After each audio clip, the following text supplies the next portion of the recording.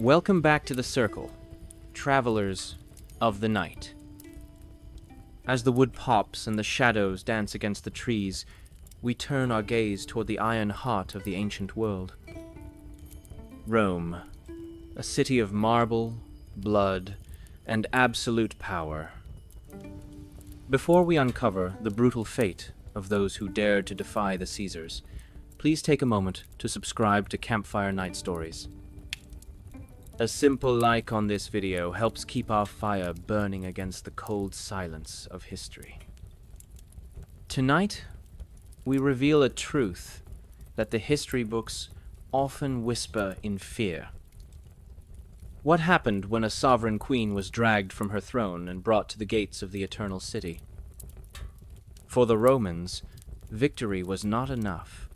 They demanded total submission. Tonight, we explore how Rome really punished captured queens. Part 1. The Ritual of Total Humiliation. In the modern world, we think of defeat as a loss of territory or power. But for a queen captured by a Roman legion, defeat was a meticulously choreographed descent into hell. The primary weapon of the Roman state was not just the sword, but the triumph. The triumph was a grand, religious parade designed to showcase the absolute dominance of Rome over the barbarian world. For a captured queen, this meant being paraded through the crowded streets of the city for hours, if not days. Imagine a woman who once ruled millions, now bound in heavy, ornate chains made of solid gold or iron. She was forced to walk behind the chariot of the Roman general who had destroyed her armies. The streets were lined with hundreds of thousands of Roman citizens, screaming insults and throwing filth at the royal captive. The goal was to strip away her divinity, her dignity, and her humanity in front of the world. She was often forced to wear her most regal jewels and robes, a cruel mockery of her former status. These jewels were not hers anymore. They were the property of the Roman state, and she was merely the mannequin displaying them. The Romans believed that by shaming the leader, they broke the spirit of the entire nation she represented. This was a psychological execution that occurred long before any blood was spilled. For a queen, whose entire identity was built on being untouchable and sacred, the touch of a Roman soldier or the spit of a common beggar was a wound that never healed. Part 2. The Darkness of the Tullianum. When the cheering of the crowd finally faded and the sun set over the Roman Forum, the true horror began. At the end of the triumph route sat a place that every Roman feared, the Mamertine prison, also known as the Tullianum. This was not a prison for long-term stay. It was a waiting room for death. The Tullianum was a subterranean dungeon, a cold, damp, and pitch-black hole carved into the rock. Captured queens, still wearing their golden chains and silk robes, were lowered through a hole in the floor into the lower chamber. The stench of rot, human waste, and stagnant water was overwhelming. Here, in the absolute silence beneath the bustling streets of Rome, they were left to rot until the Senate decided their final fate. There was no light, no furniture, and no mercy. While the Roman general was celebrating his victory at a massive banquet on the Palatine Hill, his royal prize was huddled in the dark with rats for company. For many queens, the transition from a sun-drenched palace to the freezing mud of the Tullianum was enough to break their minds. They were kept alive just long enough to ensure they couldn't become martyrs too quickly. The Romans used time as a weapon, letting the cold and hunger strip away the last remnants of royal pride. It was in these depths that the reality of Roman conquest truly set in. They did not just want your land, They wanted to see the light of hope die in your eyes. Part 3. The Myth of the Merciful House Arrest. History often tells the story of Zenobia, the Queen of Palmyra, who was supposedly allowed to live in a villa in Tivoli after her defeat. But we must look closer at what mercy meant to a Roman emperor. Being forced to live as a guest in a Roman villa was not an act of kindness. It was a form of permanent, gilded psychological torture. A captured queen under house arrest was a living trophy, a constant reminder to every visiting diplomat of Rome's reach. She was surrounded by Roman guards who watched her every move, even as she ate and slept. She was forbidden from speaking her native language or practicing the rights of her people. She was often forced to marry a Roman of lower status, a final insult to her royal bloodline. Her children, if they were allowed to live, were taken away to be Romanized, taught to hate the culture their mother had fought to protect. This was the slow death of a legacy. The Romans knew that a dead queen could inspire a rebellion, but a broken, domesticated queen was a weapon of propaganda. Zenobia may have walked in beautiful gardens, but she was a bird in a cage made of marble and law. Every time she looked at the horizon, she knew she was a prisoner of the very men who had burned her city to the ground. Rome did not always kill the body, but it always sought to erase the soul of the sovereign. Part 4. The Fate of the Royal Children. For a captured queen, the most agonizing punishment was not the chains on her wrists, but the fate of her offspring. The Romans were cold logicians when it came to dynastic threats. They knew that a royal child was a seed of future rebellion, a symbol around which a conquered people could rally. Therefore, the children were often treated as political pawns, or, in darker cases, as public exhibits. During the triumph, the children were forced to walk alongside their mother, their small faces stained with tears and dust. The Roman crowds took a perverse pleasure in seeing the cubs of the enemy brought low. After the parade, the boys were often separated from their mothers immediately. Some were sent to be raised in Roman households, where they were stripped of their names and their heritage. They were taught that their ancestors were barbarians, and that Rome was their only true father.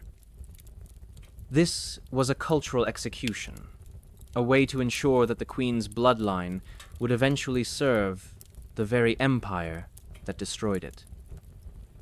However, if the boy was deemed too old or too charismatic, he would simply disappear into the depths of the Tullianum.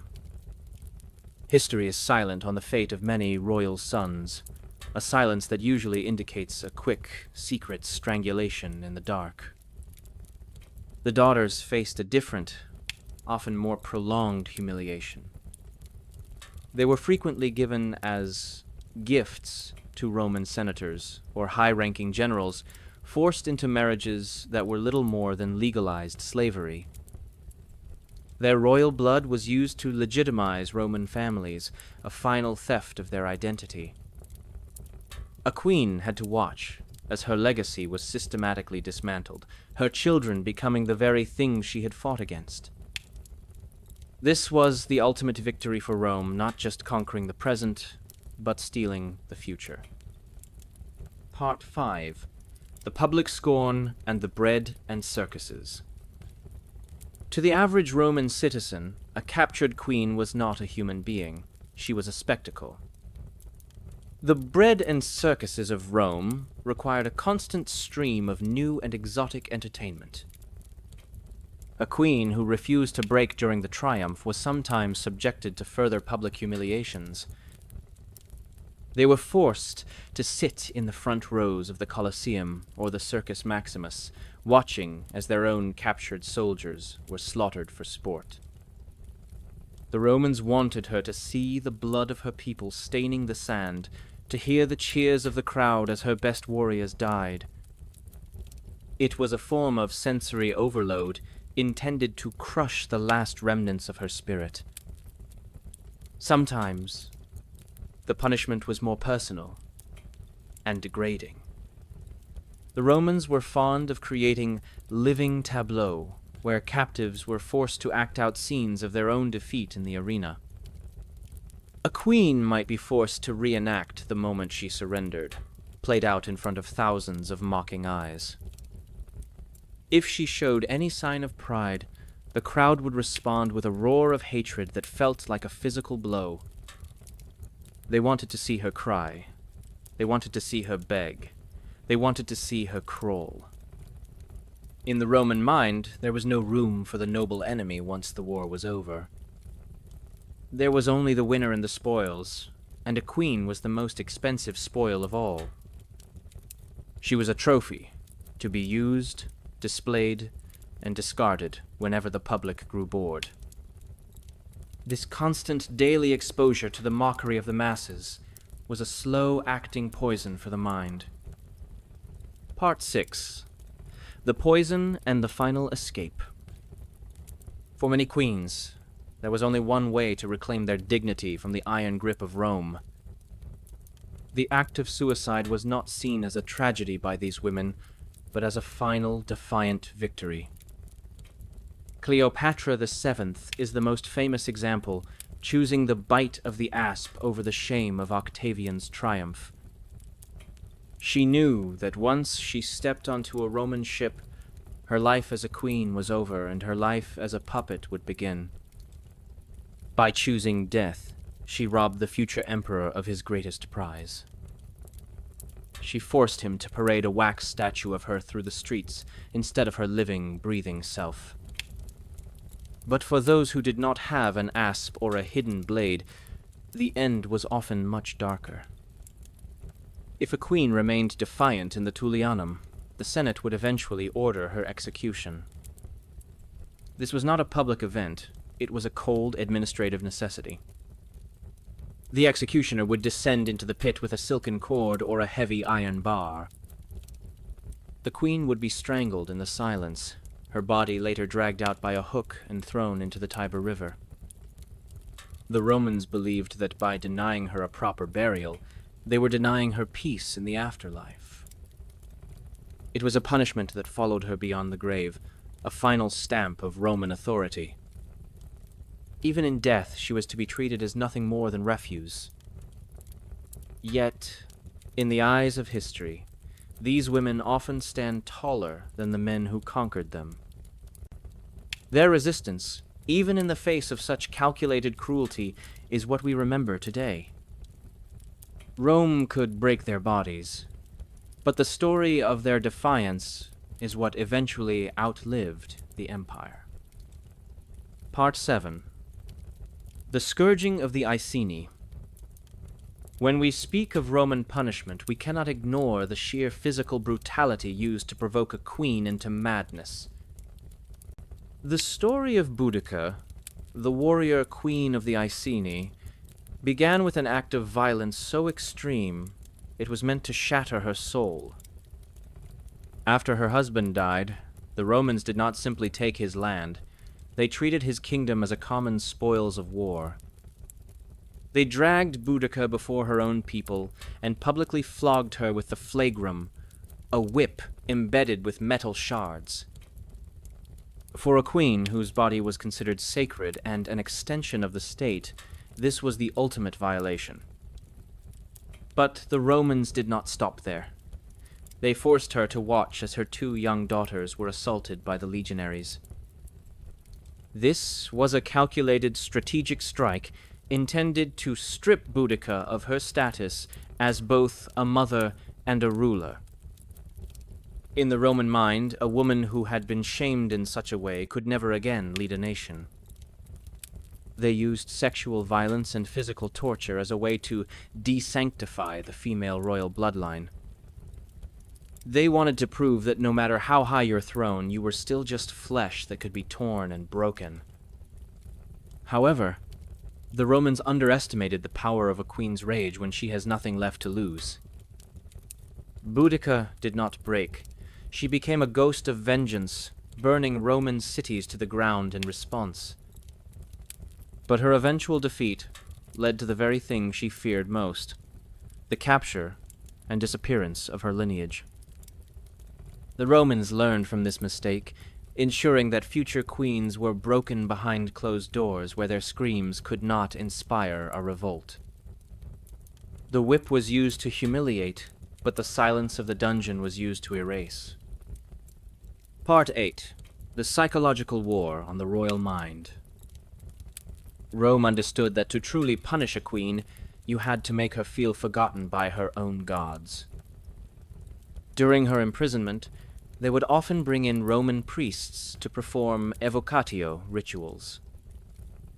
This was a ceremony where the Romans would formally invite the gods of the conquered queen to leave her and come to Rome. They wanted her to believe that she was spiritually abandoned, that her protectors had defected to the side of the Caesar. They would strip her of her amulets, her sacred hairpins, and any garment that held religious significance. By leaving her spiritually naked, they aimed to induce a state of anomie, a total loss of purpose and identity.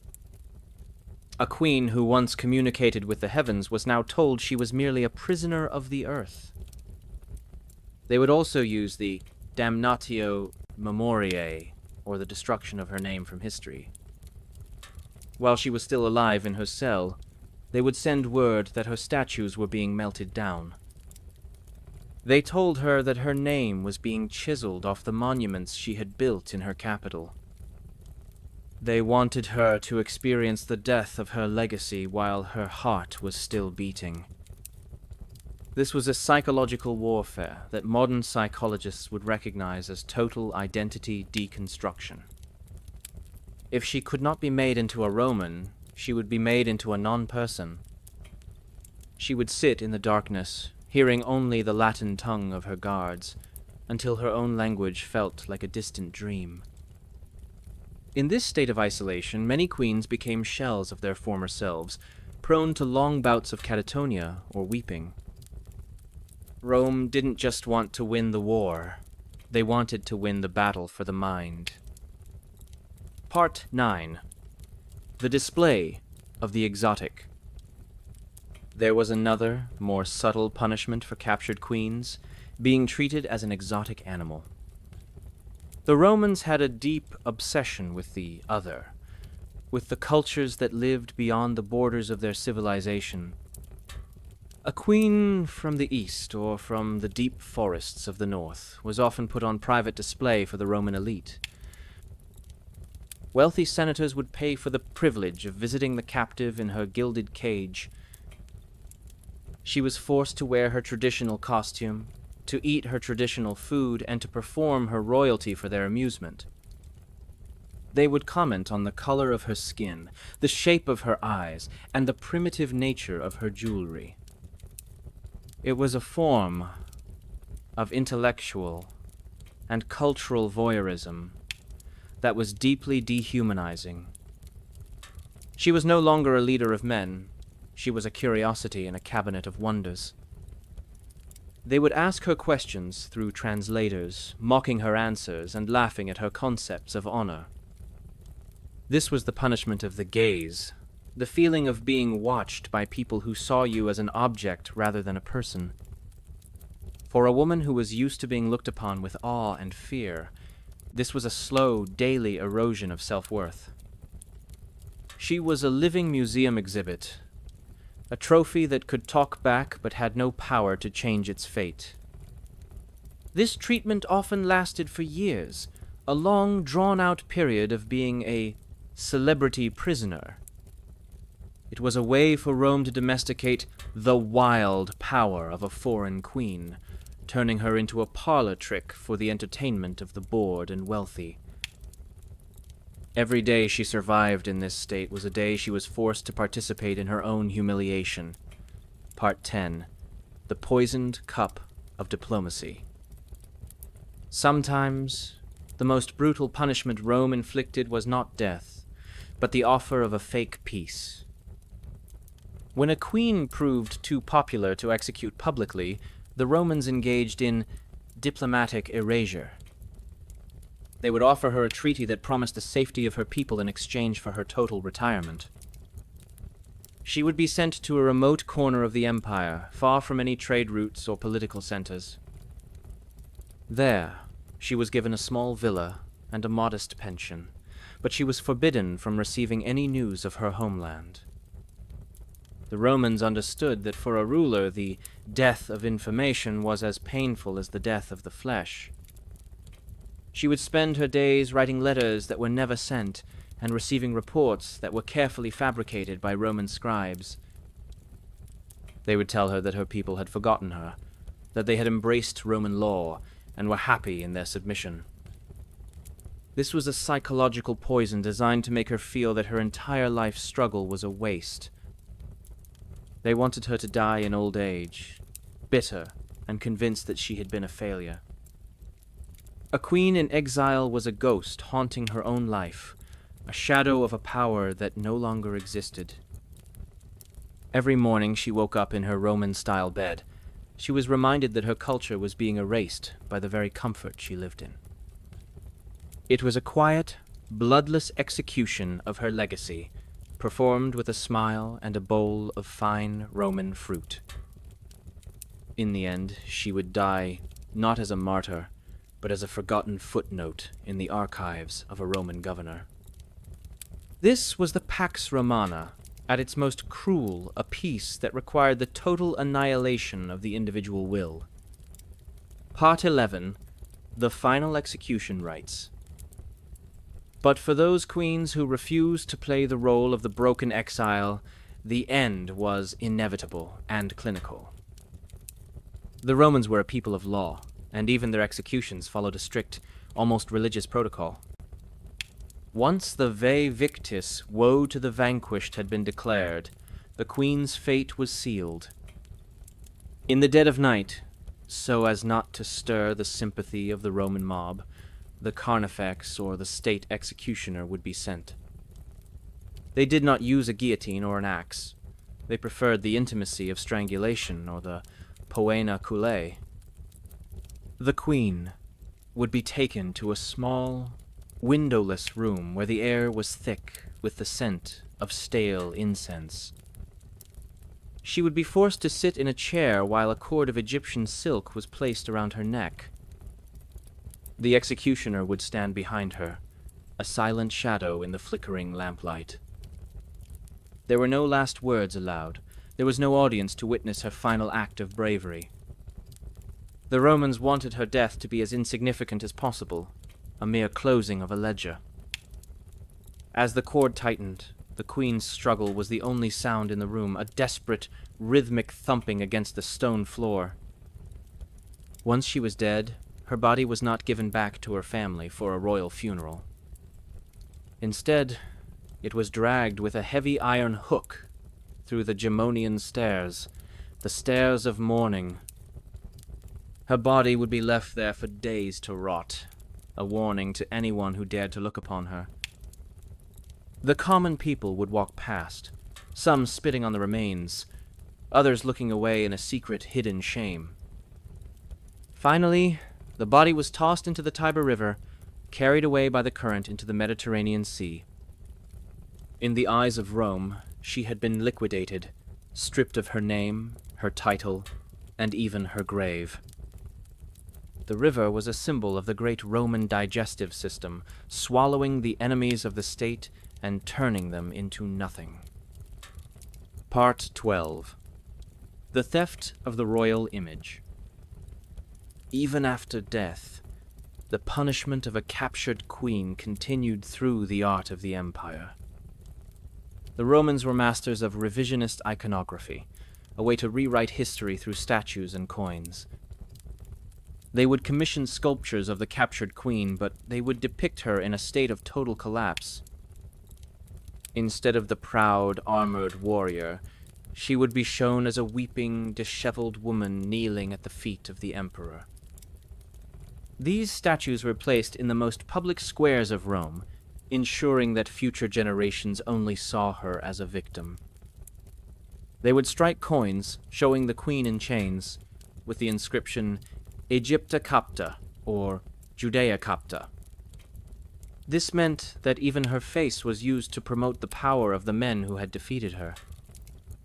Her very likeness became a piece of Roman currency, traded in the markets for bread and wine. Every time a merchant handed a coin to a customer, the image of the fallen queen was reinforced.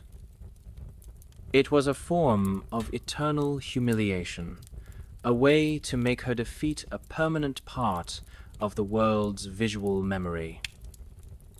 A queen who had spent her life building a legacy of power was now a symbol of Roman strength. Her beauty was turned into a curiosity, her grief was turned into a decoration, and her life was turned into a lesson.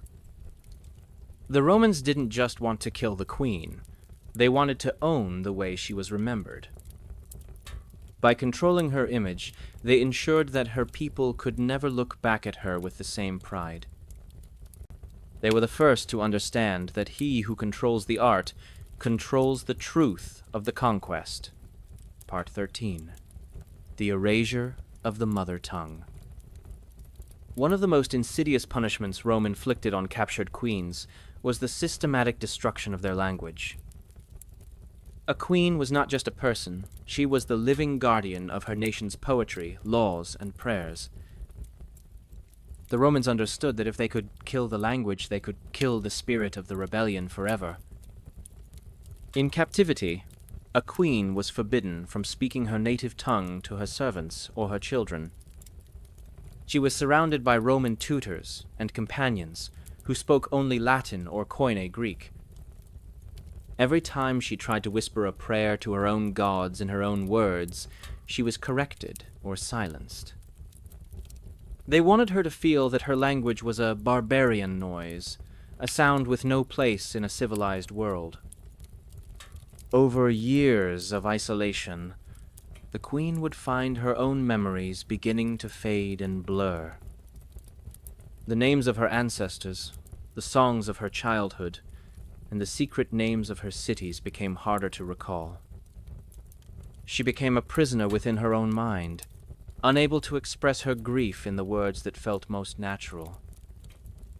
This linguistic isolation was a form of mental slow-motion strangulation. By the time she reached old age, she might find herself thinking in the language of her captors. This was the ultimate betrayal of her heritage to have her internal monologue colonized by Rome. When a queen loses her language, she loses the ability to tell her own story to future generations. She becomes a silent ghost, dependent on Roman historians to speak for her, which they did with bias and cruelty. Part 14. The Living Trophy in the Provincial Tour. For some queens, the punishment did not end in the city of Rome, but continued on a grueling tour of the provinces. To solidify their power in newly conquered regions, Roman governors would sometimes request the presence of the captive queen. She would be dragged from her cell or villa and transported in a cage or a closed litter across the empire. She was shown to the leaders of other tribes and kingdoms as a living cautionary tale. "Look at the woman who dared to challenge Rome," the governors would say, gestured toward the weary, broken figure. She was forced to stand in the sun for hours as local chieftains swore oaths of loyalty to the emperor. Her presence was a physical proof that no army was too large and no wall was too thick for the Roman legions. She was a piece of psychological equipment, a tool used to prevent future wars before they could begin. This constant travel was physically exhausting and spiritually draining, stripping away any sense of home. She was a nomad of the empire, belonging nowhere and possessed by everyone. Every stop on the tour was a new audience of strangers who looked at her with either pity or mocking triumph. She had to endure the smell of the camps, the heat of the desert, and the cold of the mountain passes, all while being treated as a high-value piece of luggage that needed to be kept alive for the next demonstration. By the time she was returned to her permanent place of imprisonment, she was often a shadow of a human being. Part 15. The final closing reflections. The ending. The fire has burned down to its last embers, and the chill of the night is settling over our circle. The story of how Rome punished captured queens is not just a list of cruelties, it is a study of power in its purest, most terrifying form. The Romans were not just content with winning, they wanted to own the concept of the enemy. They wanted to prove that there was no power on earth, not even a divine queen, that could stand against their iron will. Yet, as we look back across the vast distance of 2,000 years, we see something the Romans did not intend. In their efforts to humiliate and erase these women, they inadvertently made them immortal. We remember Zenobia's golden chains. We remember Cleopatra's final defiant choice. We remember Boudica's cry for freedom. Their names have outlasted the names of the Roman governors who mocked them and the soldiers who whipped them. The punishments of Rome became the legends of the world, a testament to the fact that the spirit cannot be shackled forever. A queen's true crown is not made of gold, but of the memory of her people and the respect of history. As the smoke from our campfire rises toward the ancient stars, let us remember the cost of defiance and the price of honor. The night is deep, and the ghosts of the past are finally finding their rest. Thank you for joining us tonight at Campfire Night Stories for this exploration of the dark heart of the Roman Empire. If these tales of fallen royalty have touched you, please remember to like this video and subscribe to our gathering. Your support is the fuel that keeps our fire burning against the cold silence of the forgotten centuries.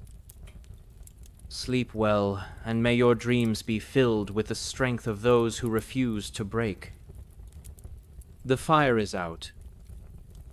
The night is yours.